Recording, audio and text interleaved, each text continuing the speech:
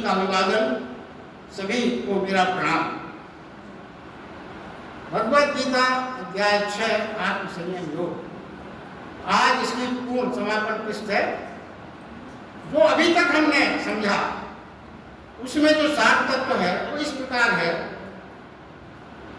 यदि आप सत्य पाना चाहते हैं या सत्य पाने के लिए निकले, किसी भी आध्यात्मिक यात्रा पर आप चल पड़े हैं, तो सत्य को वो ये कहते हैं, तो अभी तक कंक्लूजन है अध्याय का, वो ये था कि सूचना से सुनकर मत सत्य को मानना।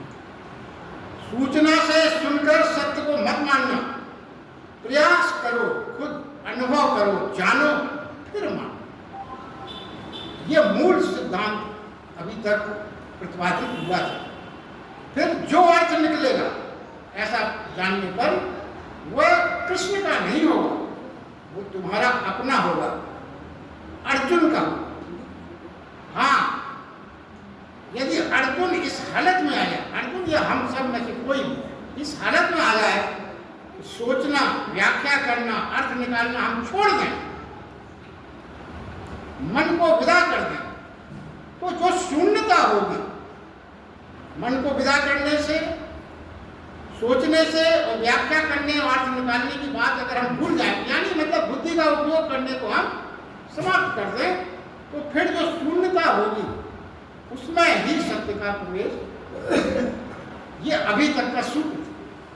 अब सत्य के प्रवेश में आज वो आगे अपन बढ़ते हैं। तो क्या है, देखिए, कुछ संशय अर्जुन के हैं और वो सारे संशय हमारे अपने। जो भी आध्यात्मिक यात्रा पर निकलता है उसके कुछ संशय सामान्य रूप से अंतस में उठने वाले हैं, और वही अर्जुन के मन में उठे और वही हम सबके मन में भी उठते ही। समझें क्या है वो संशय।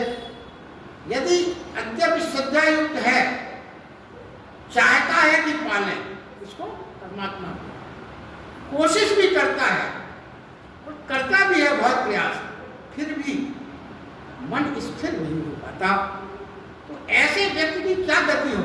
इसने प्रारंभ तो कर दिया मगर बीच में मन स्थिर न हुआ, तो ये संशय आता है मन में कि क्या गति होगी उसकी। संशय क्या है?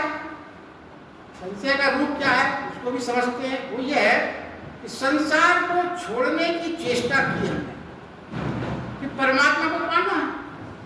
संसार को छोड़ने की चेष्टा क्यों की? कि हमको परमात्मा को पाना है, मगर मन स्थिर न हो, मन स्थिर न हो सका, तो क्या होगा?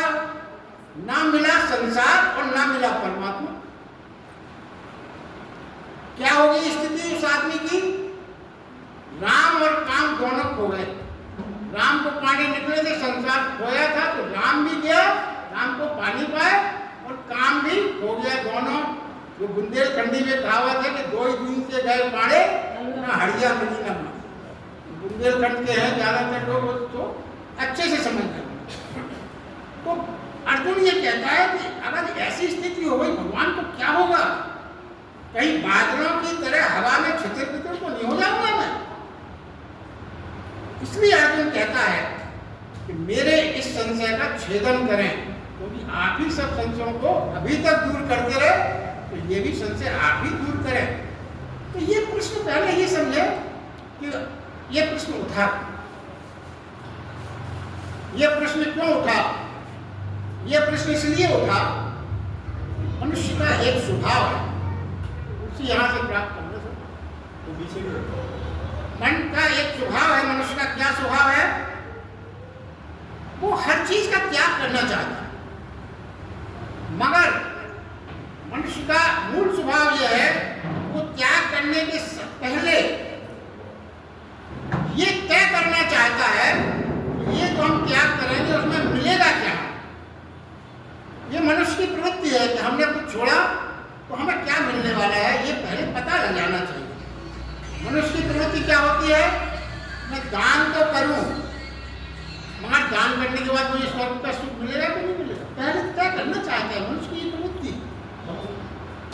मंदिर तो मैं बना दूंगा, हमारे फिर बाद में भगवान के पास मुझे मकान बनाने का स्थान मिल जाएगा कि नहीं मिल जाएगा, प्लाट माय लॉट होगा कि नहीं होगा, इसकी श्योरिटी चाहते हैं। भोग तो मैं आज छोड़ दूं संसार के सारे, मगर योग मिलना तय है कि नहीं है। संसारिक सुख छोड़ दूं, वहां संसारिक छोड़ने के बाद मुझे स्वर्ग का सुख मिलेगा या नहीं मिलेगा। मैं अपने सारे वासनात्मक आचरण छोड़ दूं, सब पर त्याग कर दूं, मगर स्वर्ग मुझे अप्सराएं मिलेंगी नहीं मिलेगी, ये मन में भाव है। और यही प्राणी की एक विशेष बात है। तो क्या है, देखिए, अगर इस तरह की प्रवृत्ति मनुष्य में है, प्राणी में है, तो क्या हुआ, फिर ये तो सौदा हुआ कि हम ये चीज दें, बदले में हमें, जैसे आप दुकान में जाते हैं, आप पैसे दिए, आपने बदले में आपको कोई चीज पाई, तो वो सौदा है। आप पहले सुनिश्चित कर लेते हैं कि इतना हम तुझे देंगे तो इतना मुझे मिलेगा। तो ये तो एक सौदा हुआ, और सौदा हुआ इस प्रकार। सौदा जब हुआ तो त्याग तो निश्चित रूप से नहीं, और त्याग जब नहीं हुआ, और जो त्याग हम बिना पाने की आशा से करते हैं, जो त्याग हम कुछ बिना पाने की आशा से करते हैं, वह सब पा लेता है। और जो कुछ पाने की शर्त से त्याग करता है, वो सब खो देता है, कुछ नहीं पाता। ये एक तरह का पूरा सिद्धांत है जिसको हमें समझना। अब देखिए, वो भगवान से ये कहते हैं कि आपको मुझे संदेह रहित कर दो, हे महाबाहु। अर्जुन कहता है, तुम्हारी बाहें बड़ी विशाल हैं, तुम दूर के तट को भी छू सकते हो, तुम असीम को भी पा लेते हो, तुम मुझे कह दो, भरोसा दिला दो। बिखर गए तो गति बिगड़ गई, छितर-बितर होगा तो मैं किससे शिकायत करने जाऊंगा। कौन होगा जिम्मेदार, आप ही होंगे, और कौन होगा। अर्जुन का कहना है, तो मुझे भरोसा दिला दो, मैं तो आप ही को जिम्मेवार मानता हूं। इस रास्ते पे चलने के पहले अर्जुन कहता है कि मुझे पूरा विश्वास दिला। तो भगवान ने उत्तर दिया उसके संशय का। भगवान ने उत्तर दिया, मुझे दो बातें मुख्य रूप से। पहली बात तो यह है कि जो कुछ भी उसने कहा कि ऐसा होगा वैसा होगा, तो भगवान ये कहते हैं, पहली बात ये समझ ले कि तेरी दुर्गति नहीं होगी, और दूसरी, लोक परलोक में भी नाश नहीं होगा। क्या है, देखिए, समझना यह है कि चेतना वास्तव में एक तत्व है। चेतना क्या है, ऊर्जा। और जब चेतना ऊर्जा है, तो ऊर्जा का एक साइंटिफिक सबको पता है कि ऊर्जा कभी विनष्ट नहीं होती, ऊर्जा कभी नष्ट नहीं होती, वो स्थायी रूप से यथावत रहती है। ऊर्जा नष्ट होने का कोई साइंटिफिक रीजन नहीं। अब क्या है, दुनिया में आप ये देखें, चारों तरफ जो हमारा संसार फैला हुआ है, वो क्या है, वो जड़ रूप। प्रकृति और जो कुछ भी है सब जड़ रूप है, और अपना शरीर भी उस जड़ रूप का एक भाग है। और इसके बाद क्या है, जीवन क्या है, चैतन्यता क्या है, प्राण क्या है, वो जो इस विस्तार को देखता है और अनुभव, वो चैतन्यता है, वही प्राण है। तो अब क्या होता है कि जब इस चैतन्यता का, इस जड़ का संयोग बना, तो क्या हुआ, तो आज हम हैं, जड़ और चेतन का संयोग है। तो ये कहते हैं कि जड़ और चेतन का संयोग तो टूट सकता है, अलग अलग दोनों नष्ट नहीं हो सकते, संयोग टूट सकता है। तो जो मृत्यु को कई बार अपन ने इसके बारे में समझा है, मृत्यु क्या है, चेतन आत्मा और जड़ जो है शरीर, उसका संयोग जो था वो संयोग टूट गया, और कुछ नहीं। दोनों अलग अलग कभी नष्ट नहीं होते, दोनों का संयोग ही मात्र टूट सकता है। और एक बात जो भगवान ने बहुत बहुत महत्वपूर्ण कही है, इसको आप ध्यान से सुने तो आपके जीवन में क्रांतिकारी परिवर्तन हो। विशेष ध्यान देना, भगवान क्या कह रहे हैं, शुभ कर्म कर सके तो ठीक, बहुत अच्छी बात है, ना कर सके तो कोई बात नहीं, विचार ही कर लो। जो बहुत व्यस्त है ना, उनके लिए ये संदेश है, गीता में किसी को भी नहीं, रास्ता सबको बताएगा। वो कहते हैं शुभ कर्म कर सके तो बहुत अच्छी बात है, ना कर सके तो मात्र विचार ही कर लो, और विचार करने का भी तुम्हारे पास समय नहीं। तो क्या करो, शुभ कर्म करने वालों के सहायक हो जाओ, कम से कम उनका हाथ ही बटा दो थोड़ा बहुत, तो भी दुर्गति नहीं होगी। कितना बड़ा आश्वासन।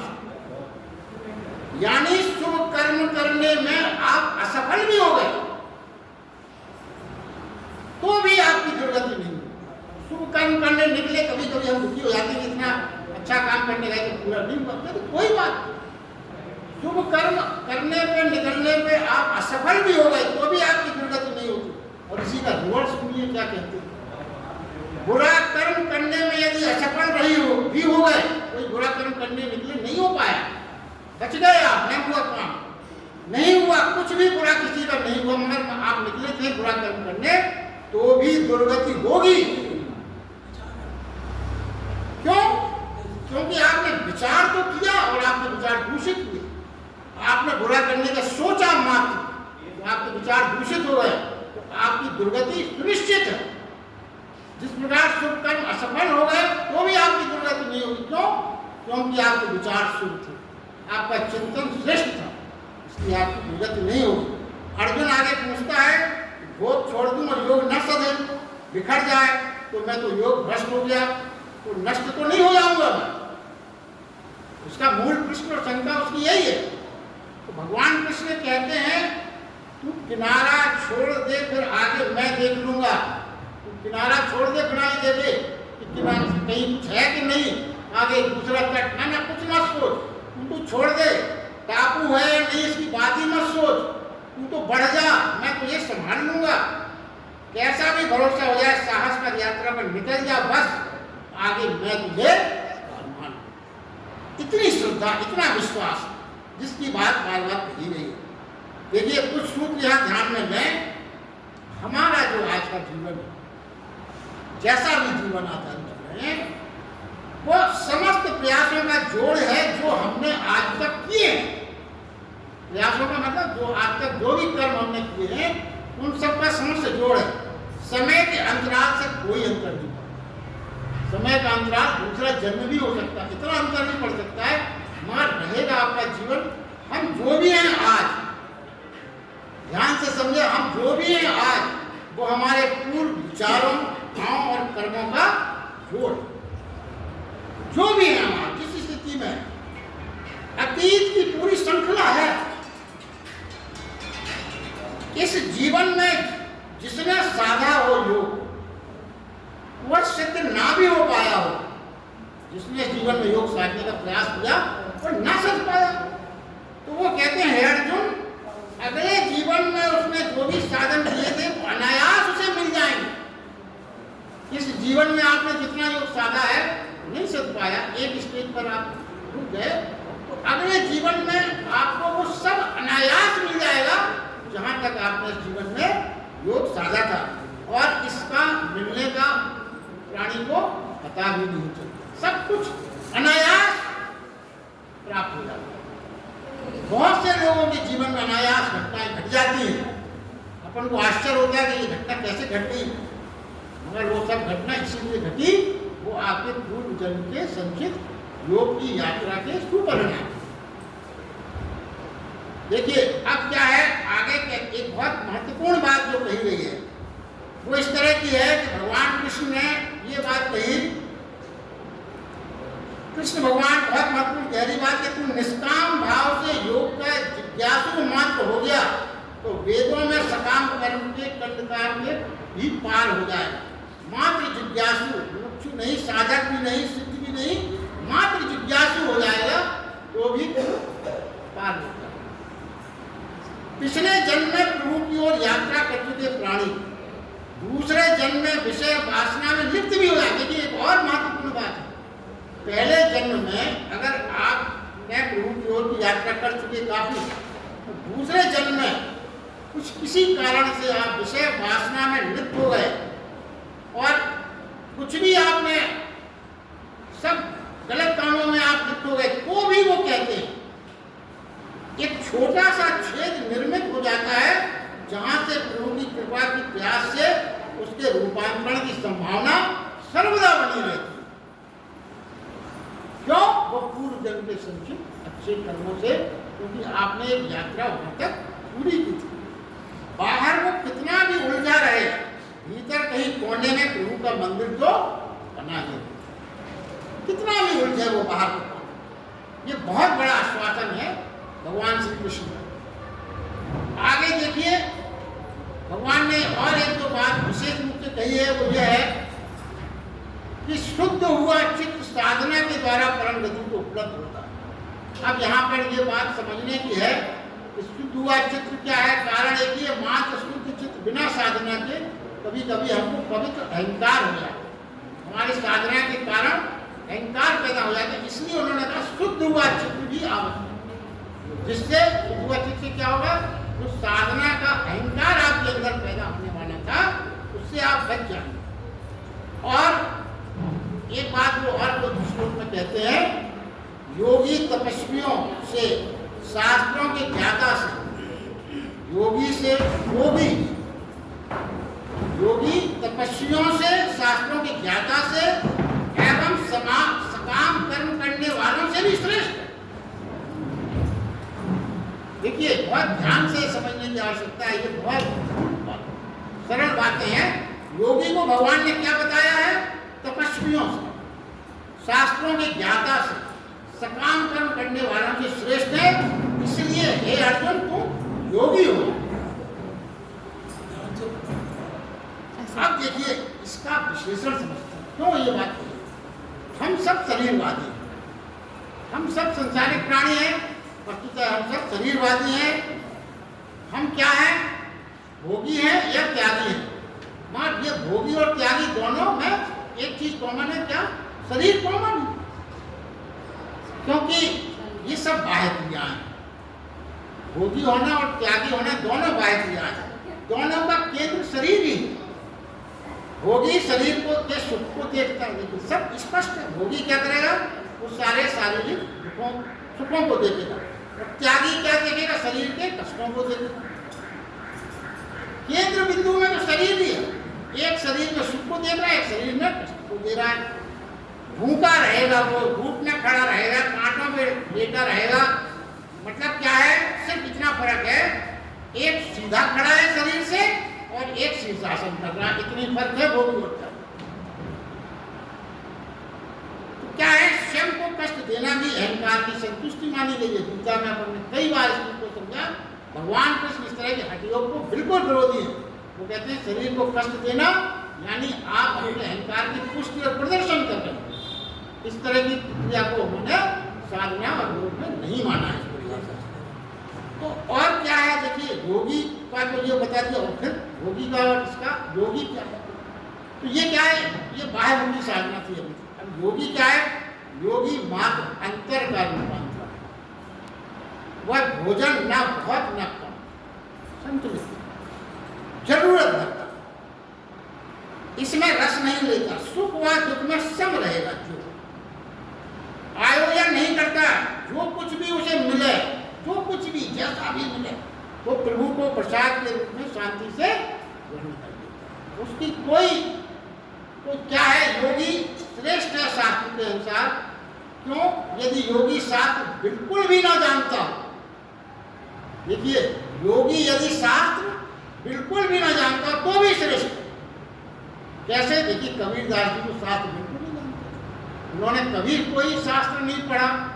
शास्त्र का ज्ञान है कागज में लिखा हुआ, जान लिया, और उसे जानने में ये भ्रम हो जाता है कि हम बड़े ज्ञानी हो गए, ज्ञान हमारे अंदर पैदा हो गया।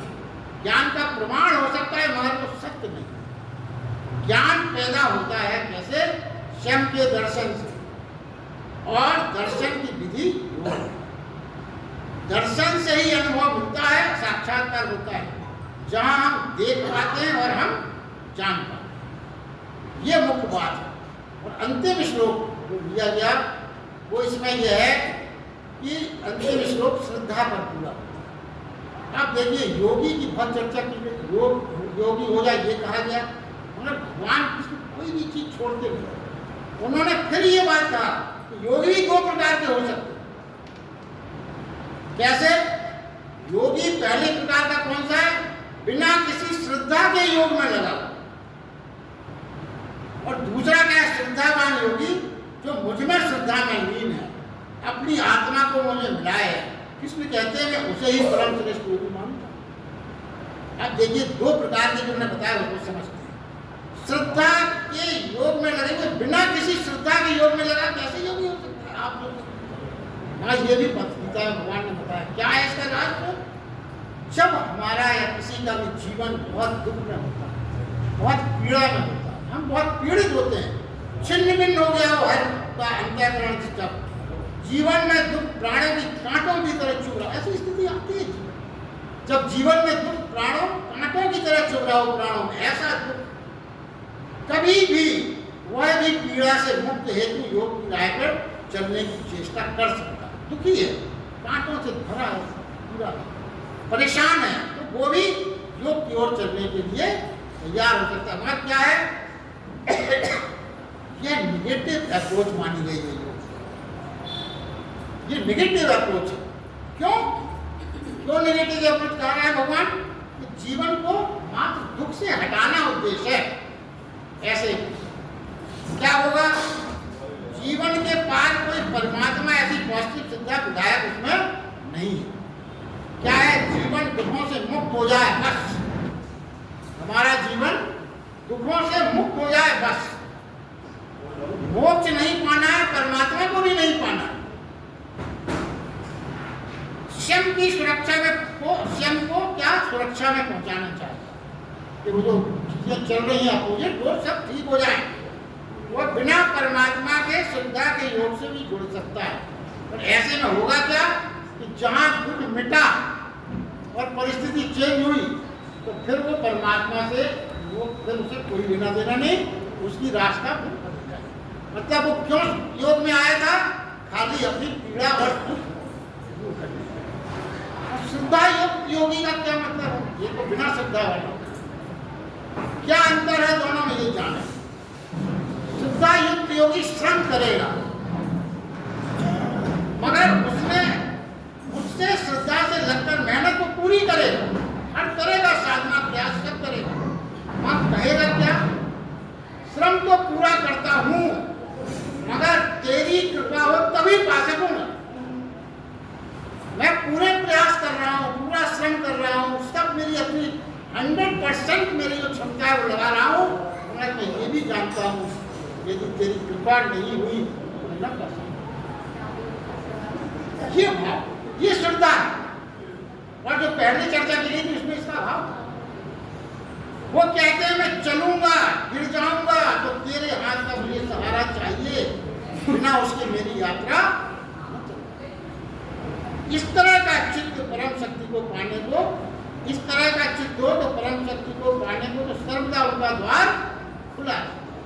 कैसे योग का अर्थ है मैं करूंगा कुछ, योग खाली योग बिना श्रद्धा का क्या है? योग का अर्थ है मैं करूंगा कुछ, श्रद्धा का अर्थ है मुझसे अकेले ना हो, इतना ही फर्क। तेरी जरूरत रहेगी, कमजोर पड़ने लगूं तो तेरी शक्ति चाहिए, वो कमजोर पड़ने लगूं तो तेरी शक्ति चाहिए, भटकने लगूं तो एक मार्गदर्शक तेरे रूप में मुझे चाहिए, गलती करूं तो तेरा इशारा चाहिए। चल ऐसे चल। और समझे जानना कि जो इस भाव से चलता है वो प्रभु की ओर सब शक्ति से उसे मार्गदर्शन अपने आप मिलने लगता है। आपको इसे भाव रखना है। और जो नहीं चलता इस भाव से, उसे मिलता तो उसको भी है, मगर उसके दरवाजे बंद, श्रद्धा न होने के कारण उसके दरवाजे बंद है। वो जान पाता है मगर मिल नहीं पाता। शक्ति भगवान की कृपा उसके दरवाजे खटखटाती है, मगर चूंकि उसके दरवाजे बंद है तो वो लौट जाता है, उसे वो चीज मिल नहीं पाती। तो यानी सूत्र क्या हुआ? परमात्मा सहायता सभी को देता। अंतिम लाइनें हैं, इसको रूप से ध्यान से सुने। परमात्मा सहायता सभी को देता है। जो श्रद्धावान है वो पा लेते हैं, जो श्रद्धा नहीं रखते वो नहीं पाते। योग कहता है तू अपनी हस्ती को इकट्ठी कर और श्रम कर। योग क्या कहता है? तू अपनी हस्ती को इकट्ठी कर और श्रम कर। और श्रद्धा कहती है अपनी हस्ती को पूरा मत मानना। श्रद्धा कहती है, श्रद्धा यदि रहती है व्यक्ति में तो दिया में भी सूर्य का तेज आ सकता है। संभव नहीं है उसके प्रति यदि श्रद्धा है तो छोटे से दिए में भी सूर्य का ऐसा तेज प्राप्त हो सकता है। श्रद्धा है तो क्या मतलब है? हम अकेले नहीं हैं, ये भाव। परमात्मा हमारे साथ है, ये यही श्रद्धा है। इसलिए भगवान श्री कृष्ण अंत में सबसे महत्वपूर्ण बात कही, और यही इसी लाइन से अध्याय का समापन होता है। क्या कहते हैं भगवान? श्रद्धा युक्त जो मुझमें है मैं उसे परम श्रेष्ठ। ये इसी लाइन के साथ ये समाप्त होता है आज का हमारा 6वें अध्याय का